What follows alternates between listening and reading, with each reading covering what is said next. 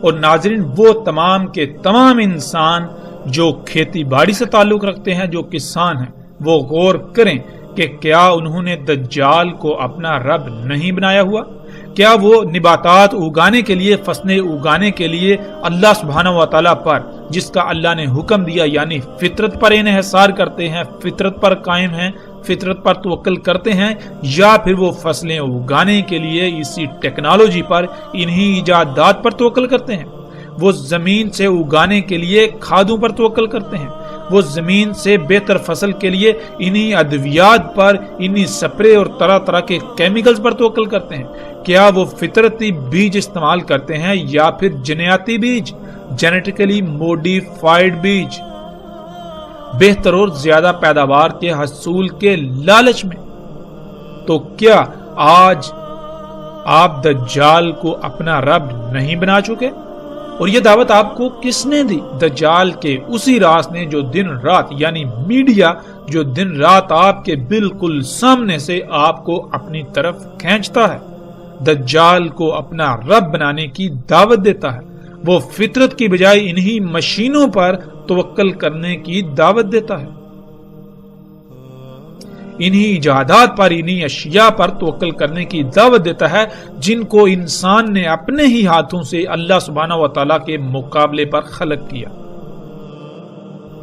ناظرین، روایات کے مطابق رسول اللہ صلی اللہ علیہ وآلہ وسلم نے یثرب میں کھڑے ہو کر کئی بار مشرق کی طرف اشارہ کر کے کہا کہ دجال ادھر سے نکلے گا۔ ناظرین، محمد رسول اللہ صلی اللہ علیہ وآلہ وسلم کے وقت مکہ ہو یا مدینہ، دونوں کا مشرق از حجاز اور موجودہ سعودی عرب کا وہ علاقہ بنتا ہے جسے نجد کہا جاتا تھا، اور آج بھی اسے نجد کہا جاتا ہے۔ لیکن حیران کن اور چونکا دینے والی بات یہ ہے کہ عمرا، یعنی حکمرانوں کے پالتو علماء، جو ان کی خواہش پر حلال اور حرام کا تعین کرتے ہیں، انہوں نے اپنے تراجم و تفاسیر میں یثرب، جسے مدینہ کہا جاتا ہے، مدینے کے نام سے مشہور ہے، اس کا مشرق اور نجد عراق کو قرار دیا۔ لیکن جب ہم دنیا کا نقشہ اٹھا کر دیکھیں تو انسان ان علماء جو کہ امام الدجال ہیں، ان کے دجل پر حیران اور ششدر رہ جاتا ہے اور چونک جاتا ہے کہ عراق تو یثرب کے شمال میں واقع ہے، نہ کہ مشرق میں، جیسے کہ آپ سکرین پر دیکھ رہے ہیں۔ اس وقت سکرین پر آپ کو گوگل ارتھ، یعنی دنیا کا مصدقہ ترین نقشہ نظر آ رہا ہے، جس پر آپ اپنی آنکھوں سے دیکھ سکتے ہیں کہ عراق یثرب اور مکہ کے مشرق میں واقع ہے یا پھر شمال میں۔ اور جب آپ اپنی آنکھوں سے دیکھ رہے ہیں کہ عراق تو یثرب ہو یا مکہ، ان دونوں کے مشرق کی بجائے شمال میں واقع ہے، تو پھر کیسے ان علماء دجال نے، علماء نے، ان حکمران کے پالتوں نے عراق کو نجد اور یثرب کا مشرق قرار دیا؟ اور اس سے بھی بڑھ کر حیرانی والی بات تو یہ ہے کہ آج تک کوئی ایک بھی انسان ایسا نظر نہیں آیا کہ جس نے تحقیق کی ہو اور اس دنیا کے نقشے کو سامنے رکھ کر اس دجل کو چاک کیا ہو۔ اور یہی بات اللہ سبحانہ وتعالی نے قرآن میں اس طرح سے کہی کہ لوگوں نے، انسانوں نے اپنے ان ملاؤں کو، ان بڑوں کو اپنا رب بنا لیا۔ اور بالکل یہی بات محمد رسول اللہ صلی اللہ علیہ وآلہ وسلم نے بھی کہی تھی۔ اور جب صحابہ رضوان اللہ علیہم نے یہ سوال کیا کہ یا رسول اللہ صلی اللہ علیہ وآلہ وسلم، ایسا کیسے ہو سکتا ہے کہ کوئی اپنے ان ملاؤں کو اپنا رب بنا لے؟ تو رسول اللہ صلی اللہ علیہ وآلہ وسلم نے اس طبقے کے بارے میں کہا تھا کہ یہ طبقہ جس کو حلال کہے لوگ اسے حلال مان لیتے ہیں، اور جسے یہ حرام کہیں آنکھیں بند کر کے اسے یہ حرام مان لیتے ہیں۔ اور رب بنانا کیا ہوتا ہے؟ اور آج دنیا میں انسانوں کی اکثریت نے اپنے ان ملاؤں کو اپنا رب بنایا ہوا ہے۔ ہر لحاظ سے دینی معاملات میں، علم کے معاملات میں انہی پر انحصار اور انہی پر توکل کرتے ہیں۔ جس کو یہ حلال کہیں اس کو حلال جانتے ہیں، جس کو یہ حرام کہیں اس کو حرام جانتے ہیں۔ کوئی ایک بھی ایسا نظر نہیں آتا کہ جو غور و فکر کرے۔ اللہ سبحانہ و تعالیٰ نے قرآن میں بار بار غور و فکر کرنے کا حکم دیا۔ اللہ سبحانہ و تعالیٰ نے کہا ہم نے تمہیں آنکھیں، کان اور دل اس لیے دیے تاکہ تم ان سے غور و فکر کرو۔ جو تم ان آنکھوں سے ظاہر دیکھتے ہو، جو تم ان کانوں سے سنتے ہو، اس کے پیچھے کیا ہے، اس کے پیچھے جو بعد میں جو سامنے آئے گا اس کو پہلے جاننے کے لیے تاکہ تم آئندہ کا لاہ عمل طے کر لو، دل سے غور و فکر کرو۔ اور جو لوگ غور و فکر نہیں کرتے، آنکھوں کا، کانوں کا اور دل کا اس مقصد کے لیے استعمال نہیں کرتے، جن کی آنکھیں محض صرف دیکھنے کے لیے، کان صرف سننے کے لیے اور دل صرف خون کو پمپ کرنے کے لیے ہیں، گویا کہ وہ چوپائے ہیں۔ ان کو اللہ سبحانہ وتعالی نے قرآن کے ایک مقام پر چوپائے قرار دیا، دوسرے پر اندھے قرار دیا، تیسرے پر اموات قرار دیا اور چوتھے پر قبروں میں قرار دیا۔ یعنی جس مواد سے یہ وجود میں آئے، پہلے یہی میٹیریل، یہی مواد، یہی گوشت پوچھ پہلے اور چوپایوں کے وجود کا حصہ تھا، وہی مواد، وہی میٹیریل، وہی گوشت اب اس چار پائی کی صورت میں موجود ہے۔ ان میں اور اس میں کوئی فرق نہیں، اور اگر کوئی شے فرق کرتی ہے تو وہ یہی کہ غور و فکر کیا جائے۔ ناظرین، کچھ بھی ہو، جانور بھی دیکھ لیتے ہیں، جانور بھی سن لیتے ہیں، لیکن تب جب شے سامنے ہو۔ سامنے آنے سے پہلے جانور نہیں دیکھ سکتے، جانور نہیں سن سکتے، وہ سامنے آنے کے ہی محتاج ہیں۔ اور اگر انسان بھی تب ہی کسی شے کو دیکھے، تب ہی کسی شے کو سنے جب وہ سامنے آئے، تو ان میں اور انسانوں میں کیا فرق رہ جاتا ہے؟ انسان کو تو زمین پر لایا گیا تھا اس امتحان کے لیے کہ اس نے کہا تھا کہ میں زمین کا نظام چلا سکتا ہوں، میں دنیا کا نظام چلا سکتا ہوں۔ اللہ نے کہا تھا کہ نہیں، تو نہیں چلا سکتا، اگر تو نظام چلا سکتا ہے تو یہ لے، بطور امتحان چلا کر دکھا۔ اور اس زمین کا نظام چلانے کے لیے کیا فائدہ مند ہے، کیا نقصان دہ ہے، اس کو جاننے کے لیے غور و فکر کرنا ہی باقی مخلوقات سے امتیاز کرتا ہے۔ اور جب کوئی غور و فکر کرے گا ہی نہیں تو اس میں اور ان چوپایوں میں یا ان میں جو اموات ہیں کوئی فرق رہ جاتا ہے؟ ہرگز نہیں۔ لیکن سب سے حیران کن اور چونکا دینے والی لرزہ خیز بات یہ ہے کہ یہی ملا جن کو لوگ اپنے سروں پر بٹھائے ہوئے ہیں، یہ کہتے ہیں کہ تحقیق سے کام نہ لو، عقل سے نہیں بلکہ نقل سے کام لیا جائے۔ یعنی جو ہمارے آباء و اجداد نے ہمارے لیے لکھ کر چھوڑ دیا، صرف اور صرف اسی پر اکتفا کرو، اس سے آگے تم اپنی عقل نہیں دوڑا سکتے، تم غور و فکر نہیں کر سکتے۔ اگر تم غور و فکر کرو گے تو گمراہ ہو جاؤ گے، نئی نئی راہیں ایجاد کر بیٹھو گے۔ تو نعوذ باللہ، کیا اللہ سبحانہ و تعالیٰ نے جو قرآن میں یہ تمام کی تمام آیات بیان کی، ان کو نکال کر باہر پھینک دیا جائے؟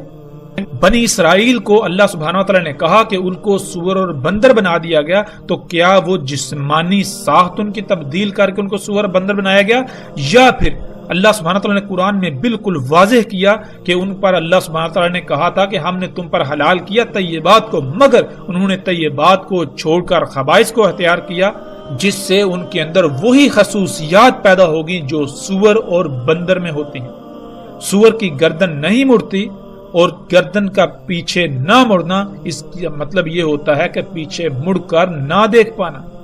اور پیچھے مڑ کر نہ دیکھ پانا تدبر نہ ہونے کی علامت کہلاتا ہے، کہ آپ نے جو پیچھے کیا آپ اس میں غور و فکر کریں اور آگے بڑھیں، تاکہ پیچھے آپ نے جو کیا اس میں جب آپ غور و فکر کریں گے، اگر اس میں کوئی کمی، کوئی کجی، کوئی کوتاہی تھی تو آئندہ آپ اس کو نہیں دہرائیں گے، آئندہ آپ اس سے سیکھتے ہوئے اس سے بچنے کی کوشش کریں گے۔ اسے کہتے ہیں تدبر، جو کہ سور میں نہیں ہوتا۔ اس کے علاوہ سور خبائث کا منبع ہوتا ہے۔ اور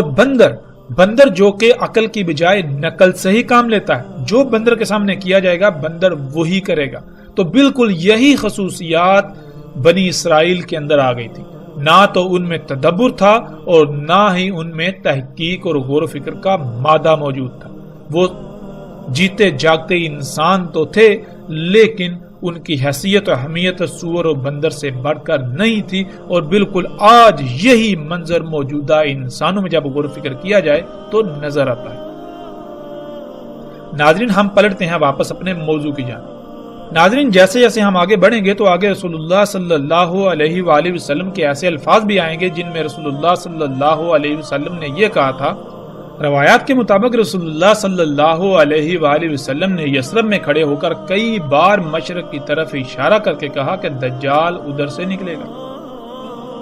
مکہ ہو یا مدینہ، دونوں کا مشرق ارض حجاز اور موجودہ سعودی عرب کا وہ علاقہ بنتا ہے جسے نجد کہا جاتا تھا اور آج بھی نجد کہا جاتا ہے۔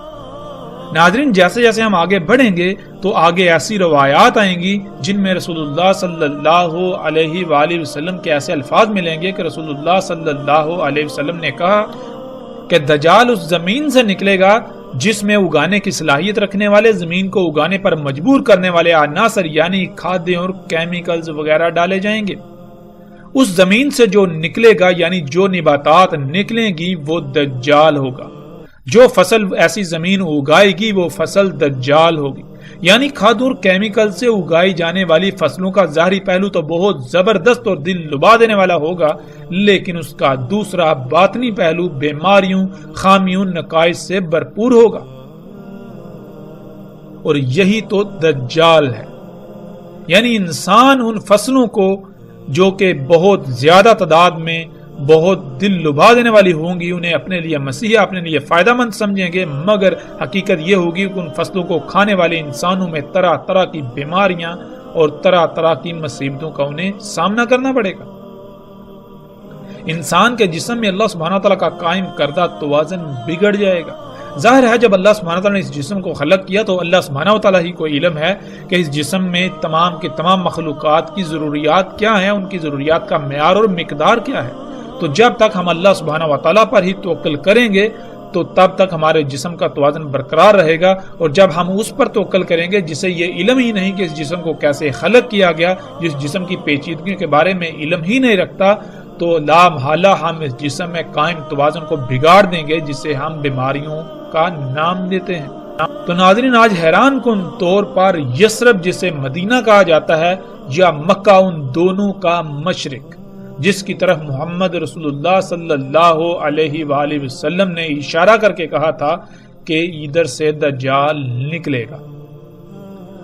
تو ان دونوں کا مشرق اس وقت اور موجودہ نجد کا خطہ بنتا ہے جسے آپ سکرین پر دیکھ رہے ہیں۔ ناظرین، مکہ و یثرب کے مشرق میں سعودی عرب کا 2000 کلومیٹر سے زائد لمبائی پر مشتمل لاکھوں مربع کلومیٹر صحرا سرسبز و شاداب باغات میں تبدیل ہو چکا ہے۔ آپ کو گول دائروں میں ہزاروں کھیت نظر آئیں گے اور ہر کھیت کا قطر اوسطاً 1 کلومیٹر ہے۔ یہ سب اسی ٹیکنالوجی سے ممکن ہوا، اور اسی کو رسول اللہ صلی اللہ علیہ وآلہ وسلم نے دجال کہا۔ اور جیسے ہی ہم آگے بڑھیں گے تو ہمیں رسول اللہ صلی اللہ علیہ وآلہ وسلم کے یہ الفاظ بھی ملیں گے کہ دجال عرب کے جو صحرا ہیں انہیں سرسبز و شاداب باغات میں بدل دے گا، اور یہ سب کچھ آج آپ اپنی آنکھوں سے ہوتا ہوا دیکھ رہے ہیں۔ سعودی عرب میں یہ لاکھوں مربع کلومیٹر پر مشتمل رقبہ جس سے جو فصلیں حاصل کی جا رہی ہیں وہ سب کا سب دجال ہے، وہ تمام کی تمام فصلیں دجال ہیں۔ یعنی وہ ظاہراً تو بہت خوشنما ہیں، لیکن ان فصلوں کو کھانے والے جاندار ہوں یا انسان یا وہ حشرات ہوں، وہ سب کے سب طرح طرح کی بیماریوں کا شکار ہو رہے ہیں۔ ان مخلوقات کا ایک ظاہری پہلو تو خوشنما ہے، لیکن ان کا جو باطنی پہلو ہے وہ ہر لحاظ سے عیب زدہ ہے۔ اور ناظرین، وہ طبقہ جس طبقے کو رسول اللہ صلی اللہ علیہ وآلہ وسلم نے آسمانوں کے نیچے بدترین مخلوق قرار دیا، یہی علماء دجال جن کے دجل کی اصل حقیقت آپ تصاویر میں دیکھ رہے ہیں۔ آج تک شمال کو مشرق بنا کر پیش کیا جاتا رہا۔ رسول اللہ صلی اللہ علیہ وآلہ وسلم نے مکہ و یثرب کے مشرق والی زمین سے دجال کے نکلنے کا بتایا، تو انہی علماء دجال نے حکمرانوں کے پالتوں نے اس کو عراق بنا دیا کہ مشرق میں عراق واقع ہے، حالانکہ مشرق میں سعودی عرب کا نجد ہے، نہ کہ عراق۔ عراق تو سعودی عرب کے شمال میں واقع ہے، اور سکرین پر نظر آنے والی تصاویر میں آپ یہ سب اپنی آنکھوں سے دیکھ رہے ہیں۔ ناظرین، جس روایت پر ہم بات کر رہے تھے واپس پلٹتے ہیں اسی کی طرف، اس کے اگلے حصے کی طرف۔ اس کے اگلے حصے میں رسول اللہ صلی اللہ علیہ وآلہ وسلم نے کہا، اور زمین کو امر کرے گا پس وہ اگائے گی، پس ان پر طاقتور سپرے کرے گا، وہ فصلیں اور جانور وغیرہ جلدی بڑے ہو جائیں گے۔ نہیں تھا ان کے لیے کیا گیا اتنا جلدی بڑا ہونا، اور ضرورت سے زیادہ ان کے تھن دودھ سے بھر جائیں گے اور محدود وقت میں شکم بار ہو جائیں گے۔ ناظرین، رسول اللہ صلی اللہ علیہ وآلہ وسلم کے الفاظ کے عین مطابق آج ٹیکنالوجی زمین کو حکم دیتی ہے تو زمین اگاتی ہے، اور ان فصلوں پر طرح طرح کے کیمیکلز کی سپرے کی جاتی ہے، جس سے وہ فصلیں اپنے وقت سے بہت پہلے جلدی بڑی ہو جاتی ہیں، اور ان فصلوں اور ایسی خوراکوں اور ایسے اجزاء کو کھانے والے جانوروں کے تھن حد سے زیادہ دودھ سے بھر جاتے ہیں، اور انہی فصلوں کو کھا کر جانور موٹے تازے ہو جاتے ہیں۔ یہ سب کچھ آج ہم اپنی آنکھوں سے ہوتا ہوا دیکھ رہے ہیں۔ نہ صرف ہوتا ہوا دیکھ رہے ہیں بلکہ ہم خود بھی اسی ٹیکنالوجی کو اپنا رب بنائے ہوئے یہی سب کچھ کر رہے ہیں۔ ناظرین، غور و فکر کریں کہ کیا آج آپ بھی یہ سب کچھ نہیں کر رہے؟ اگر آپ یہ سب کچھ کر رہے ہیں تو پھر آپ دجال کو اپنا رب بنائے ہوئے ہیں، آپ دجال کے فتنے کا شکار ہیں۔ ناظرین، کھادوں سے، ان کیمیکل سے، ان سپرے سے جو فصلیں اگتی ہیں وہ دیکھنے میں بہت بھلی لگتی ہیں، لیکن یہ صرف ظاہراً اچھی ہیں، مگر ان کا باطن لا تعداد بیماریوں سے بھرا پڑا ہے۔ یہی تو دجل ہے کہ ہر کوئی انہیں دیکھ کر اپناتا ہے، حاصل کرتا ہے، دیکھنے میں یہ سب بہت اچھا لگتا ہے، لیکن جب یہی انسان اور جانور کھاتے ہیں تو وہ مفلوج ہو جاتے ہیں، ان کو طرح طرح کی بیماریاں لاحق ہو جاتی ہیں، بچے وقت سے پہلے بالغ ہو جاتے ہیں، انسانوں کی عمریں کم ہو جاتی ہیں، جسم کمزور ہو جاتے ہیں، طرح طرح کی بیماریوں کا شکار ہو جاتی ہیں۔ بالکل اسی طرح دودھ تو زیادہ حاصل کر لیا جاتا ہے، لیکن ان غیر فطری طریقوں سے دجال پر توکل کرنے سے حاصل شدہ ہر شے کا زہری پہلو تو بہت خوشنما ہوتا ہے، لیکن اس کا باطن محض زہر ہی ہوتا ہے۔ یہی وہ دجل ہے آج جس کا ہر کوئی شکار نظر آتا ہے، اور کوئی بھی اسے پہچان نہیں پا رہا اور نہ ہی پہچاننا چاہتا ہے۔ اور ناظرین، غور کریں، وہ لوگ جو کسان ہیں، جو برصغیر سے تعلق رکھتے ہیں، کہ سن 2000 کے آس پاس کی بات ہے کہ جانوروں کو ایک نئی بیماری کا سامنا کرنا پڑا کہ دیکھتے ہی دیکھتے جانور کو سانس کی پرابلم ہوتی، اس کے منہ سے جھاگ نکلنا شروع ہو جاتی، 1 2 زیادہ سے زیادہ 3 اور 4 دن کے اندر اندر جانور کی موت ہو جاتی، وہ کھانا پینا چھوڑ دیتا، اس کو سانس بھی بہت مشکل سے آتی، سانس لینے میں انتہائی مشکل کا سامنا کرنا پڑتا، یہاں تک کہ جب وہ سانس لیتا تو اس کے گلے سے غرارے کی آواز آتی،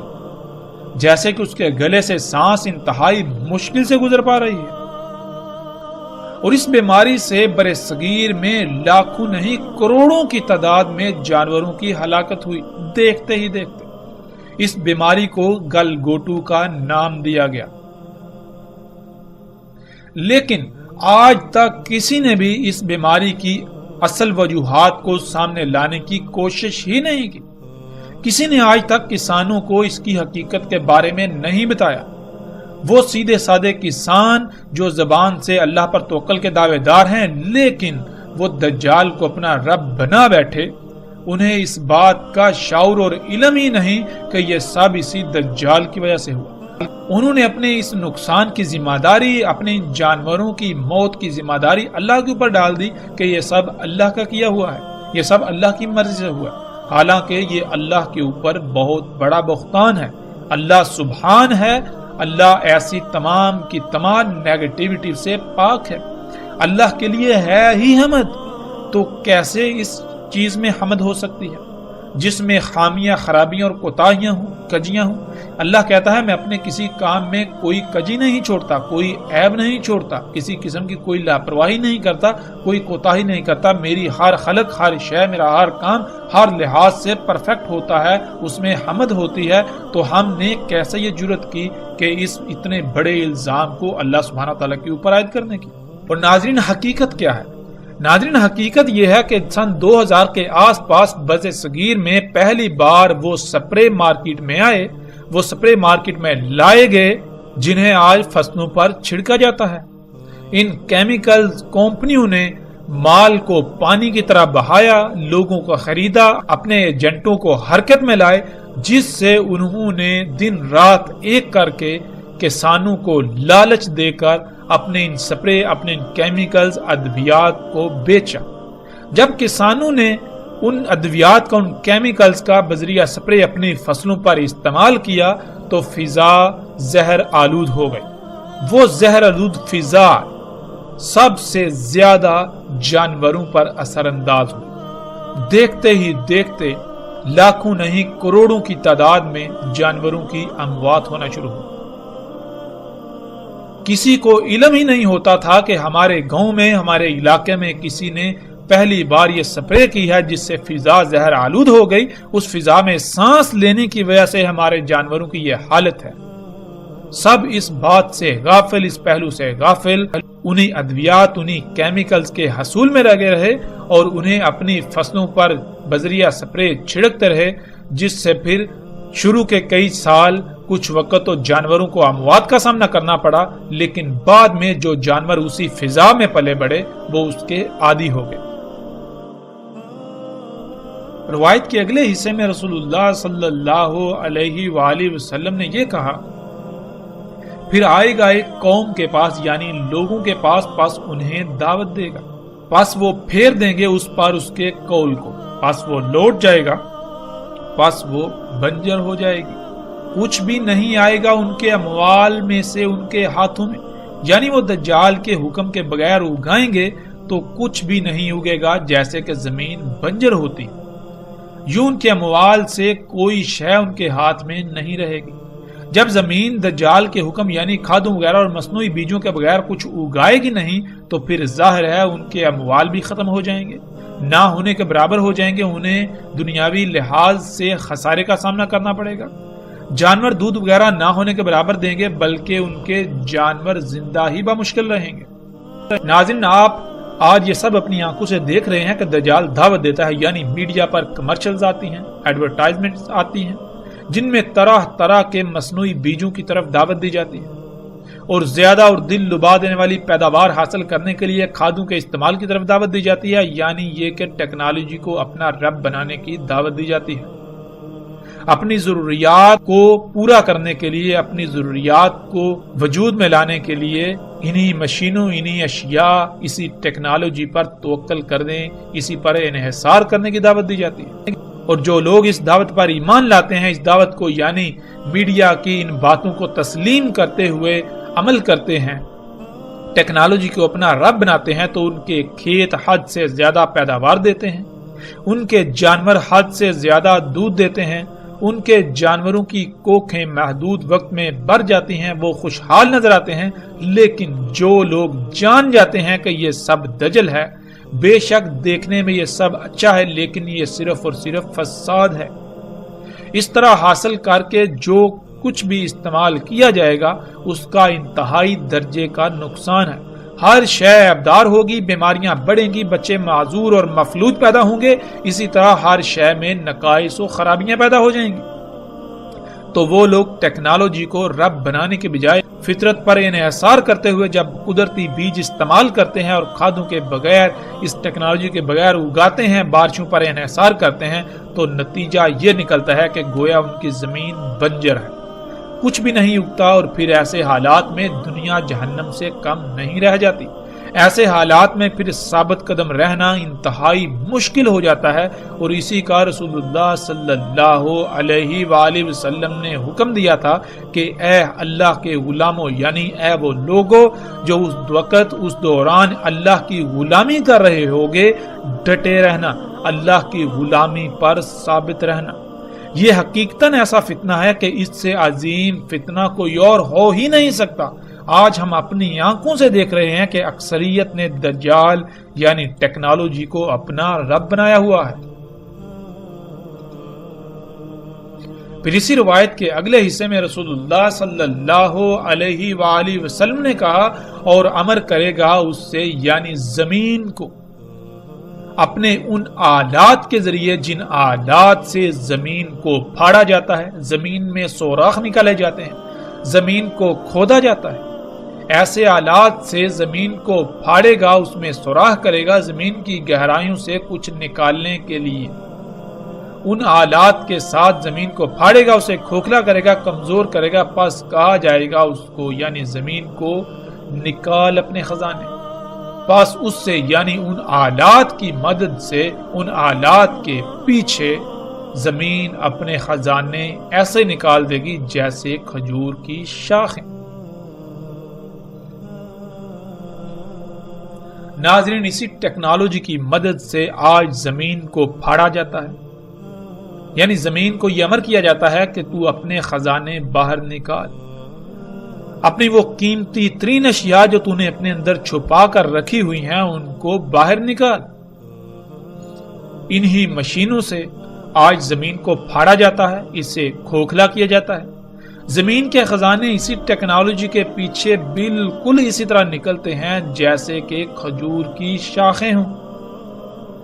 ناظرین، سب سے پہلے کھجور کی شاخوں کو دیکھیں اور اس کے بعد رسول اللہ صلی اللہ علیہ وآلہ وسلم کے الفاظ کو ذہن میں رکھتے ہوئے تصاویر کو دیکھیں تو آپ چونک جائیں گے کہ کیسے رسول اللہ صلی اللہ علیہ وآلہ وسلم نے ہر لحاظ سے اور ہر پہلو سے انتہائی باریک بینی سے دجال کے بارے میں آگاہ کر دیا، لیکن کوئی بھی نہیں جو سمجھنے کی کوشش کر رہا ہو۔ آپ سکرین پر نظر آنے والی یہ تصاویر دیکھ رہے ہیں کہ بالکل کھجور کی شاخوں کی طرح زمین کو پھاڑا جاتا ہے اور اس کے خزانے یعنی اس کی قیمتی ترین شے جسے آج خام تیل کہا جاتا ہے اس کو باہر نکالا جاتا ہے، اور اس سے پھر پوری دنیا کو انسانوں نے اپنے لیے جنت یعنی آسائشوں، سہولتوں اور آسانیوں سے بری ہوئی جگہ بنا دیا۔ لیکن یہ جنت حقیقت میں نہ صرف دنیا میں بھی جہنم ہے بلکہ آخرت میں بھی اس کا انجام جہنم ہے۔ دنیا میں کوئی بھی اس کو جہنم کہنے کو تیار ہی نہیں، اس کے باوجود کہ پوری دنیا کو ہر طرح کے سخت ترین حالات اور ہلاکتوں کا سامنا ہے، وہ سب اسی کی وجہ سے۔ زمین کے خزانے جنہیں کالا سونا یعنی بلیک گولڈ بھی کہا جاتا ہے، جن کے لیے آج پوری دنیا میں جنگ و جدل ہو رہا ہے اور شہروں کے شہر کھنڈرات میں بدل رہے ہیں، اور ان قریب انہی خزانوں کے حصول کی خاطر دنیا کو القاریہ یعنی آخری عالمی ایٹمی جنگ کا سامنا کرنا پڑے گا، جس سے ہونے والی تباہی کا اندازہ اس طرح لگایا جا سکتا ہے کہ اس میں پہاڑ بھی ریزہ ریزہ ہو جائیں گے، یعنی ایسے ہتھیاروں کا، ایسے بموں کا استعمال کیا جائے گا جو پہاڑوں کو روئی کی طرح اڑائیں گے۔ یہی خام تیل وہ دجال ہے جس سے دنیا میں جنت اور جہنم دونوں موجود ہیں۔ جو ٹیکنالوجی کو رب بنائیں گے تو دنیا ان کے لیے جنت، اور جو اسے رب نہیں بنائیں گے تو دنیا ان کے لیے جہنم بن جائے گی۔ اور کیا یہ سب آج اپنی آنکھوں سے ہوتا ہوا نہیں دیکھ رہے؟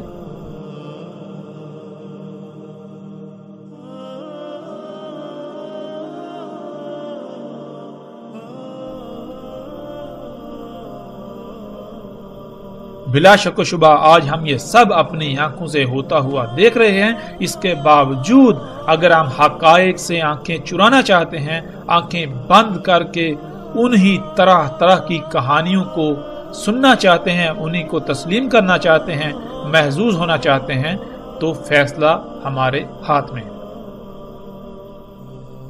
ہم چاہیں تو آنکھوں نظر آتا حق اسے تسلیم کریں اور عملاً میدان میں اتریں، اور اگر چاہیں تو ہم حق سے آنکھیں بند کر کے دین کو قصے و کہانیوں کا نام دیتے ہوئے انہی قصے و کہانیوں سے محظوظ ہوتے رہیں، اور اس طبقے کو جو اپنے کو علماء کہلاتا ہے اسے سر پر بٹھائے ہوئے اس کو اپنا رب بنائے رہیں۔ رسول اللہ صلی اللہ علیہ وآلہ وسلم نے کہا، دجال نکلے گا زمین سے مشرق سے، کہا جائے گا اسے خراسان، یعنی مشرق میں خراسان نامی زمین کے ساتھ جو علاقہ ہوگا، جو خطے ہوں گے، وہاں سے دجال نکلے گا۔ اس کی اتباع کرنے والی اقوام کے چہرے چپٹے ہوں گے، تہہ دار۔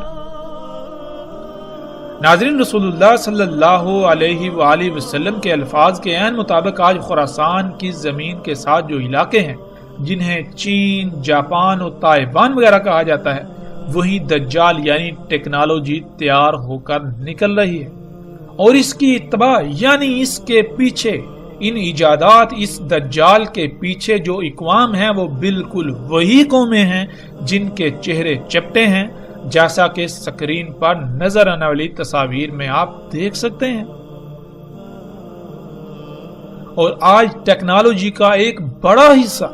یہیں سے تیار ہو کر پوری دنیا میں پھیلتا ہے۔ یہ دجال یہیں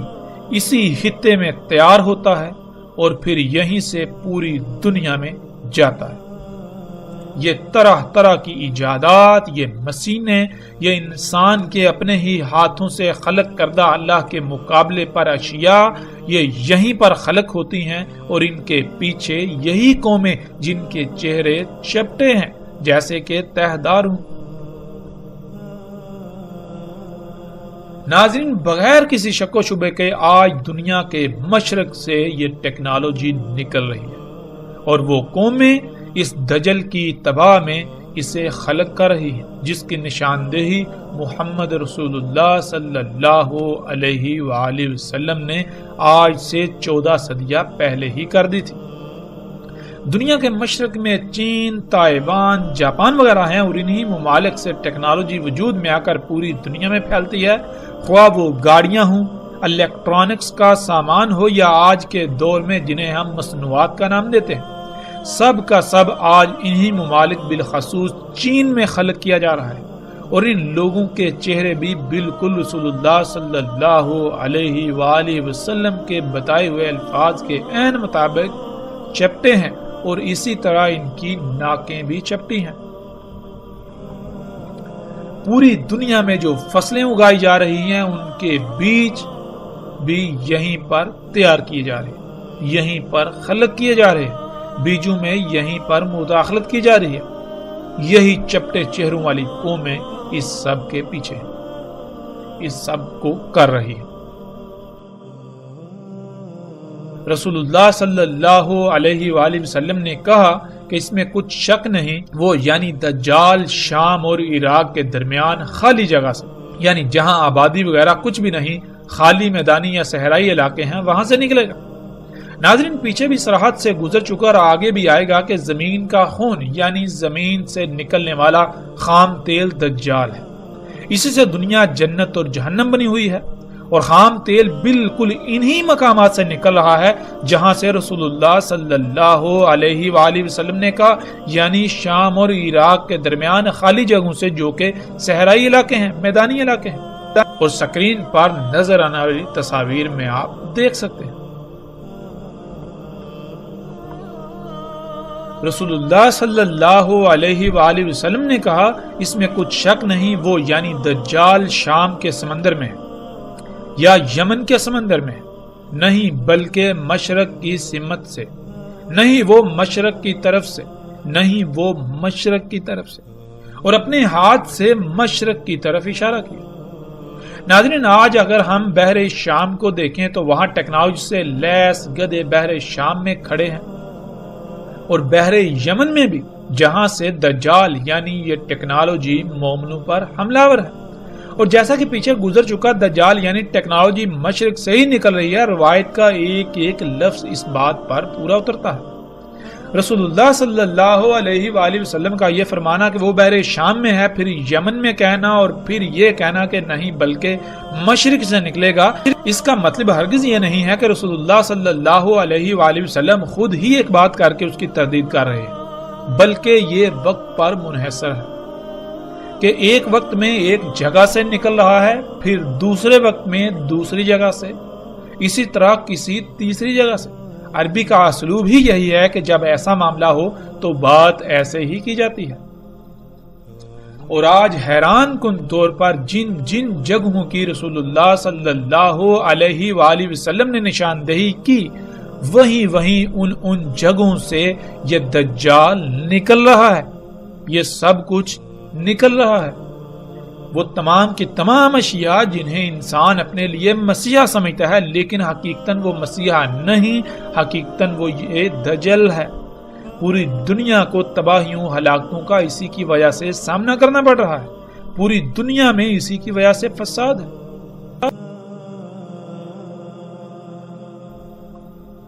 رسول اللہ صلی اللہ علیہ وآلہ وسلم نے کہا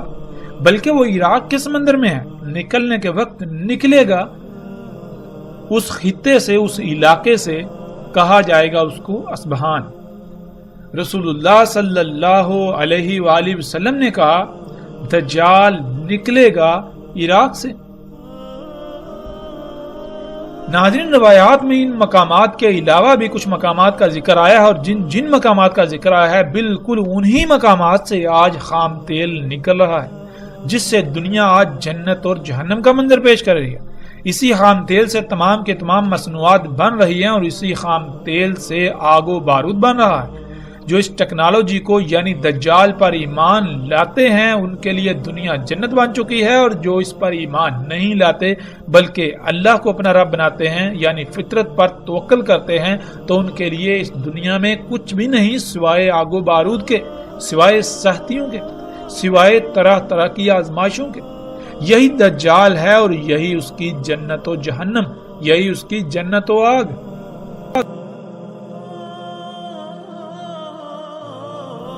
رسول اللہ صلی اللہ علیہ وآلہ وسلم نے کہا اس میں کچھ شک نہیں، ٹھیک کرے گا پیدائشی اندھے کو اور برس یعنی جزام کوڑ کے مریضوں کو، اور حیات دے گا موت کو، اور کہے گا انسانوں کو میں تمہارا رب ہوں، یعنی اپنی تمام کی تمام ضروریات کو پورا کرنے کے لیے مجھ پر ہی توکل کرو، مجھ پر ہی انحصار کرو۔ پس جس نے کہا تو میرا رب ہے، یعنی جس نے اسے اپنا رب بنایا، جس نے اپنی ضروریات کو پورا کرنے کے لیے اس پر توکل کیا، پس تحقیق یعنی بلا شک و شبہ کوئی دو رائے نہیں کہ وہ فتنے میں پڑا۔ اور جس نے کہا کہ اللہ میرا رب ہے، یعنی جس نے اپنے آپ کو فطرت پر قائم کیا، جس نے اپنی ضروریات کو پورا کرنے کے لیے فطرت پر انحصار کیا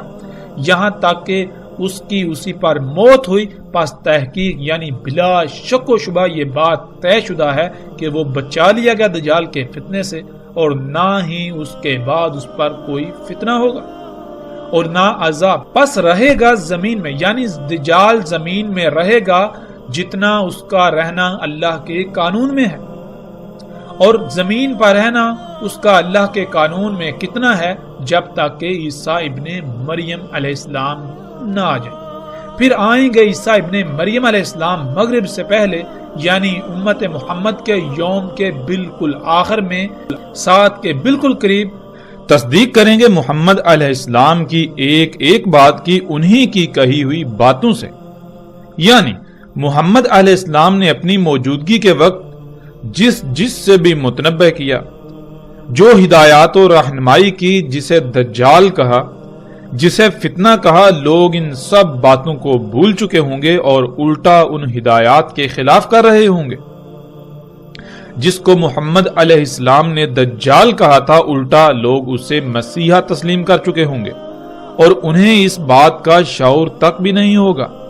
دجال کو وہ اپنا رب بنا چکے ہوں گے، ہر وہ عمل کر رہے ہوں گے، ایسے ایسے اعمال انجام دے رہے ہوں گے جس سے محمد علیہ السلام نے روکا تھا۔ تو ایسی صورت میں واحد ایک ہی ایسی شخصیت ہوگی جو محمد علیہ السلام کی ایک ایک بات کی انہی کے کہے ہوئے الفاظ سے تصدیق کرے گی کہ جسے تم اپنے لیے مسیحا سمجھتے ہو اسے محمد علیہ السلام نے دجال کہا تھا۔ جن اعمال کو تم اصلاح والے اعمال سمجھ رہے ہو اس سب کو تو خود محمد رسول اللہ صلی اللہ علیہ وآلہ وسلم نے فساد کہا تھا، یعنی محمد علیہ السلام کی ایک ایک بات کی تصدیق کریں گے کہ کیا محمد علیہ السلام جنہوں نے اپنی بعثت سے لے کر ساتھ کے قائم ہونے تک چھوٹے سے چھوٹے واقعے یا فتنے کا ذکر کرنا نہیں چھوڑا، تو کیا محمد علیہ السلام آج ہونے والے اتنے بڑے بڑے غیر معمولی امور کے بارے میں آگاہ کرنا، ان کے بارے میں ذکر کرنا بھول گئے تھے، یا انہوں نے بتایا ہی نہیں تھا؟ یہ غیر معمولی مشینیں، انسان کا انہی مشینوں کے ذریعے بادلوں کا برسانا، انہی مشینوں کے ذریعے پہاڑوں کو کاٹ کاٹ کر رستے بنانا، کئی کلومیٹر لمبی غیر معمولی سرنگیں نکالنا، سینکڑوں کی تعداد میں انسانوں کا ایک ہی مشین پر سوار ہو کر فضا میں انتہائی تیز رفتاری سے سفر کرنا، ہر کام کا غیر معمولی حد تک تیز رفتاری کے ساتھ انجام پانا، انہی مشینوں کے ذریعے غیر معمولی درکار قوت کے حامل امور کو ایسے انجام دینا کہ جیسے خود بخود ہو رہے ہوں،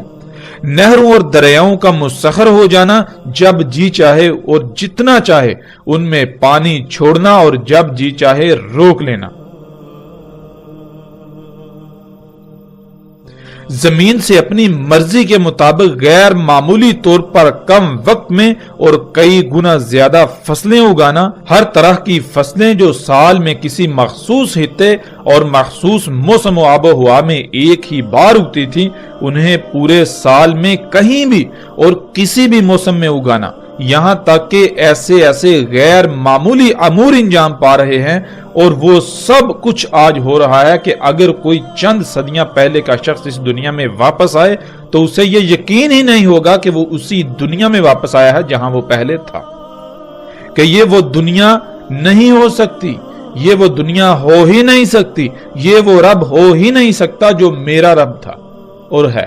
کیونکہ میرا رب تو سبحان ہے، وہ الرحمن ہے، وہ اپنی سنت، اپنا طریقہ، اپنے قوانین تبدیل نہیں کرتا، تو یہ کیسے ہو سکتا ہے کہ 1000 سال پہلے کے انسانوں کے لیے اس کے تمام قوانین اور ہوں اور آج وہ تمام کے تمام قوانین بدل دے،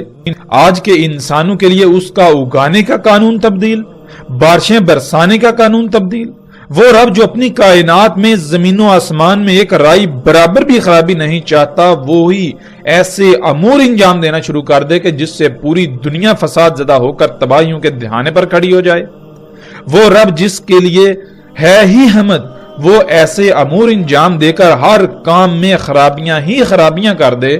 احمد کا شائبہ تک نہ ہو، حمد کا شائبہ تک نہ ہو، یہ کیسے ہو سکتا ہے؟ یہ کیسے ہو سکتا ہے؟ میرا رب تو اس سب سے سبحان ہے، پاک ہے، وہ تو ایسا نہیں ہے،